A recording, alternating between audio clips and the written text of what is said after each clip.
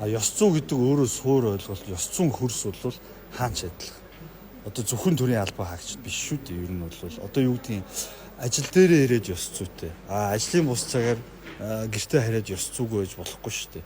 Тийм учраас миний ойлголтоор бол төрийн албан хаагчийн ёс зүйн тухай хуулийн үйлчлэх цар хүрээ бол ерөөсөө төрийн албанд ажиллаж байгаа тэдний ар гэр одоо Монголын бүх ард түмэн бол энэ одоо хууль үйлчлээд Монголын бүх ард түмэн ёс зүйтэй болоосой л гэж хүсэж байна. Тэгээ ёс зүйтэй байдал гэдэг бол эн чинь өөрөө их нийгмийн тухай ойлголт учраас тун харьцангуй ойлголт. Эцсийн дүндээ одоо багш нь юу гэж бодож байгаа юм гэхээр ёс зүй гэдэг өөрөө хүн чанарын тухай суувал гэж ойлгож байна.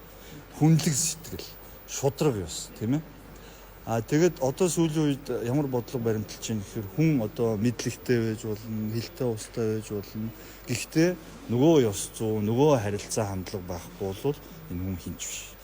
Тийм учраас өнөөдөр бид нар бүгд одоо харилцаа хандлагаасаа авах. Ерөөсөө энэ судалгаагаар тогтоогдсон байгаа шүү дээ. Ёс зүйн зөрчлийн хамгийн том шалтгаан юу вэ гэсэн чинь төрийн албан хаагч нар хийсэн судалгаа бол ерөөсөө л харилцаа хандлагын асуудал байна.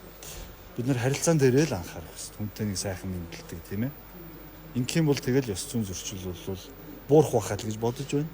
Хууль батлагдаж гарсантай холбогдуулаад хууль бол батлагдаж гараад жил боллоо 23 он 5 сарын 4. За тэгэд жилийн босгон дээр сая энэ хаврын чуулганаар 4 сарын 18-нд улсын их хурлаас төрийн албан хаагчийг ёс зүйн зөрчлөөс урьдчилан сэргийлэх соён гээгэрүүлэх одоо үндэсний хөтөлбөр одоо батлагдлаа. Тэгэхээр энэ үндэсний хөтөлбөр бол 2024-өөс 2030 он хүртэл одоо 6 жилийн хугацаанд ихний ээлжинд үргэлжлэх юм. Тэгээ энэ үндэсний хөтөлбөр зааснаар бол өнөөдөр төрийн одоо бүх байгууллага албан хаагчид бол ёс зүйн сургалтанд жил бүр хамрагдахаар боллоо. Ёс зүйн байдлыг үл твчих сэтгэлгээний талаар ярьлаа. Гэх мэтлээ одоо за тэгэл нөгөө өргөдөл гомдлын боловсруулалт тийм ээ. Тэгээд өшөө дээрээс нь энэ ёс зүйгээрээ манлайлж байгаа төрийн байгууллагыг одоо үлгэр жишээ байгууллагыг цааш нь одоо түгээх, дэлгэрүүлэх ийм аян өрнөндөө.